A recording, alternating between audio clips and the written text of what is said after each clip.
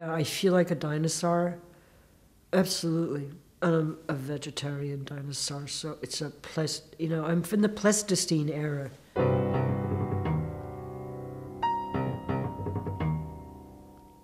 My parents made me study art education because they knew there's no way she's going to have a career.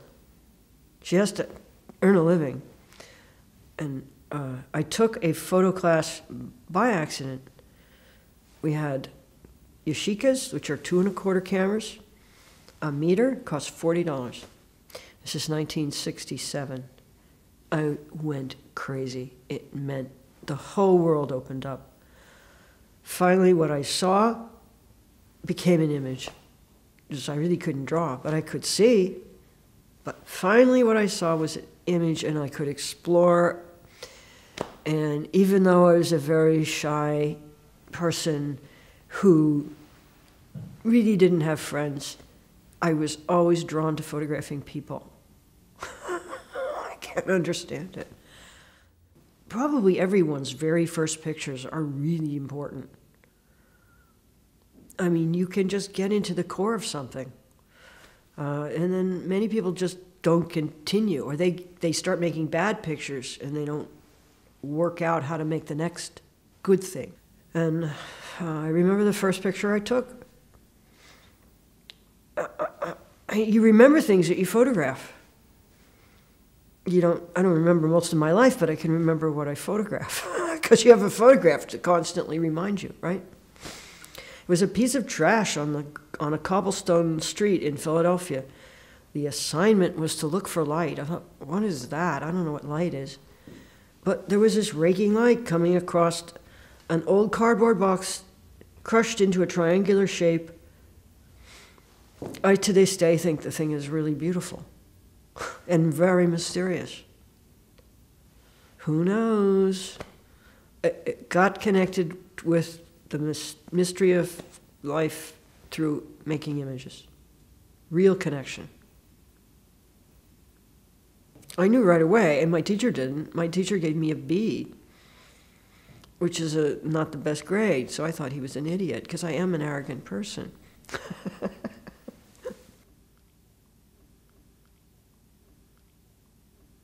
A long time ago, view camera was very important. It had Edward Weston, Atget, Sonder, O'Sullivan. Everybody that made really great pictures many people used view camera. It wasn't unusual. I just got old, but I can't see through other cameras. My eyes are really bad. I have a lot of tremor. I can't hold it. I really can't see to focus. A very bad double vision. When underneath the camera, whether anything about my vision, who cares? It's so magnificently beautiful. It's upside down and backwards, true, but have you seen through a view camera? You could just pay admission just to look through the camera. It's so mysterious.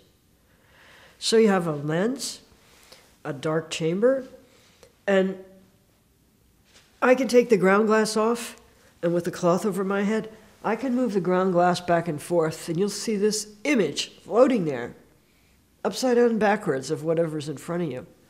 I'm sorry, it's just so beautiful. In the old days, anyone could take their work to the Museum of Modern Art on a Wednesday, leave it, come back Thursday, they would have looked at it. The staff, John Sharkowski, and the other members of the curatorial staff would look at this work. If they found something interesting, they might tell the artist, we have faith in you, keep working. Or if they thought it was worth collecting, you got invited into this inner sanctum. Unbelievable. So I had taken my work once and nothing, and took it a year later, and everything mattered, everything, it was the most important thing to do, because it was do or die. You make this up in your mind. And I got invited in to speak to John Sharkowski. And he said, Judith, Are you aware of the work of August Sander? And I denied it because I didn't want him to think I was cheating. But of course, I was copying August Sander, and he knew it. So he told me it was okay. It's called tradition to love the work of another photographer, because he knew I was lying. This is the work he saw was Urena Park, and I could not have made that work without being in love with the work of August Sander.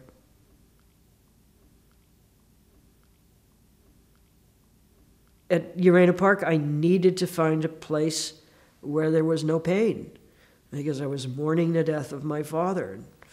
I couldn't look at adults. All adults seemed to have pain in their face. The children didn't, maybe a little. So it was a safe place to work.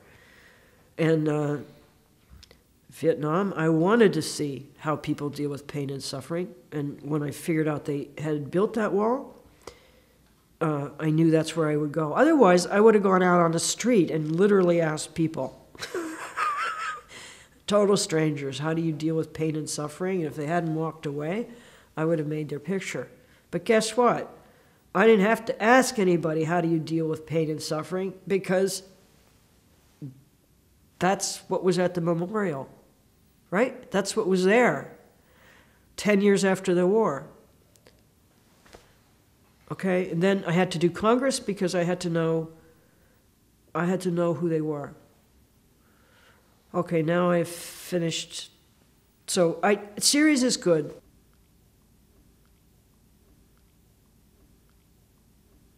The Hazleton Public Schools. I wanted people, that's 3 years of really, really hard work being in the same schools I was as a child. Oh my God, you regress, you go, I did. I turned into, I wasn't an adult. I was like a child.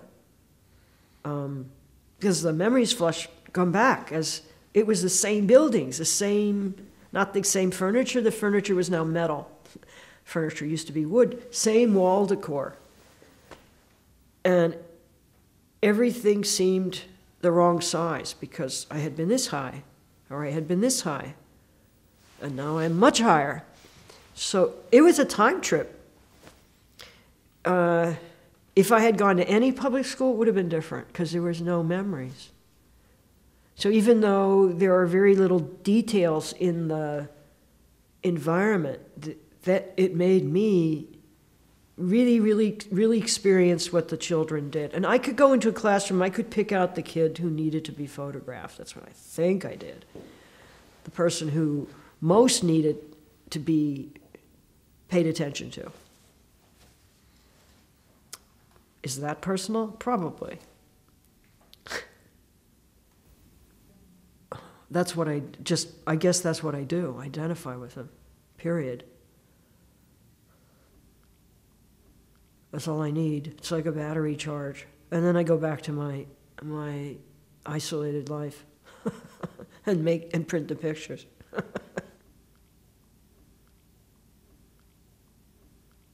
How can you define war? I couldn't presume to. It's too enormous.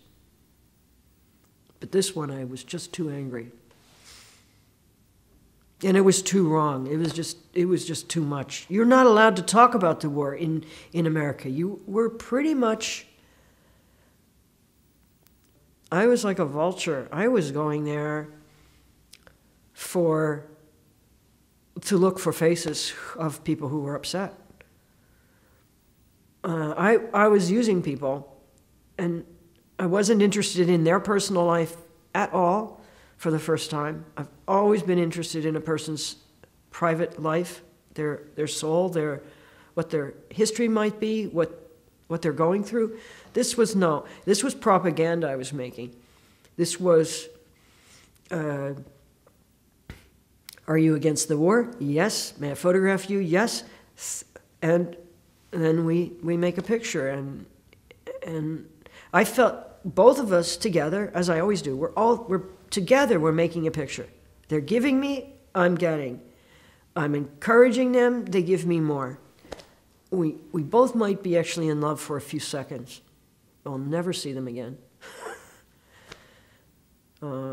I began to feel a little guilty about how intense an exchange is with a complete stranger. Sometimes I would hug someone because I think we both felt so moved by how they felt and how I felt about what they were doing.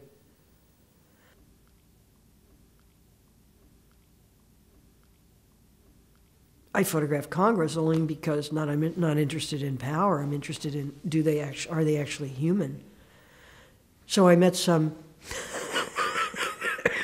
because the photographs that, for example, you have right now for voting, I'm very amused by them because they look like maybe it's a dating game. Pick this man, pick this woman for a date. I'm not sure what they're about. You can't tell about anybody from those pictures, can you? What a waste of paper, but they have to do something. They're not gods, they're not demons. Unfortunately, they're human, which means things are really messed up. Or work. It's a democracy, which I'm not sure America is anymore, since corporations have the same rights as individuals in America. I proved that they're human. They're very ordinary looking, those portraits, right? I don't want to make them beautiful so that it's like a wonderful, luscious still life or painting. Well, not that a still life or painting has to be.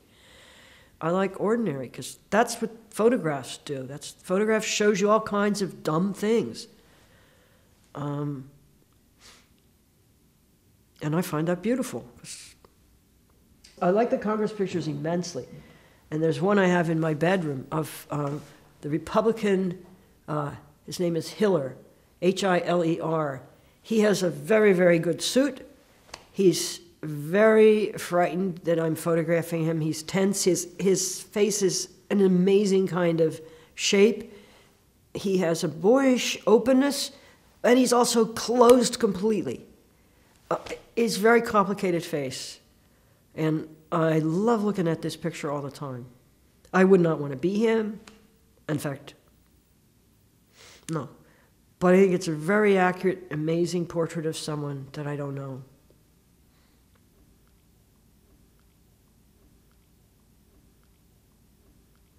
I mean, it was crazy for me to be at the Vietnam Memorial. I needed to be there for me, for my understanding of how to deal with pain and suffering.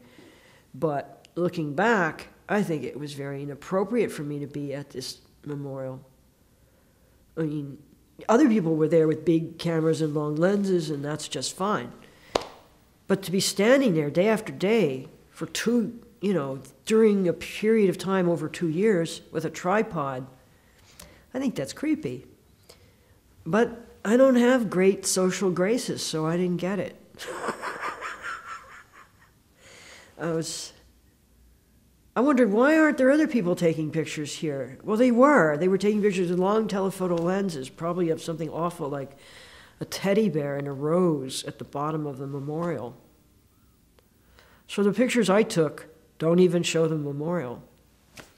And I felt enormously guilty. Am I here torturing people for no good reason? And I went to a shopping mall back in Bethlehem, a really tacky shopping mall where I shopped. And I photographed people outside the shopping mall, and in fact, they were sadder than the people at the Vietnam Memorial. I'm very ambivalent. I want you to know and care about the people I photograph or think about them, and I make it as clear as possible, and at the same time, I'm not an advertisement. I don't want to own your mind. I want you will, hopefully, bring yourself to the picture. I don't want to tell you what to think on one hand, and I do on the other hand. and since you, the viewer, are entirely in charge, I can't say what will happen.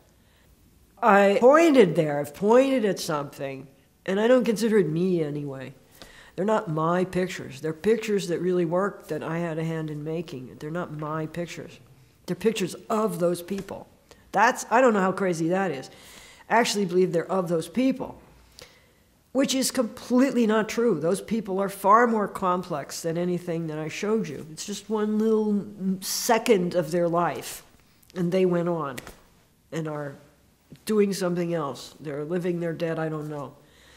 But it's a funny kind of arrogance. What you see is so important that, for me, maybe I don't think clearly, I think it's the truth. Well, it's a truth. It's something of truth.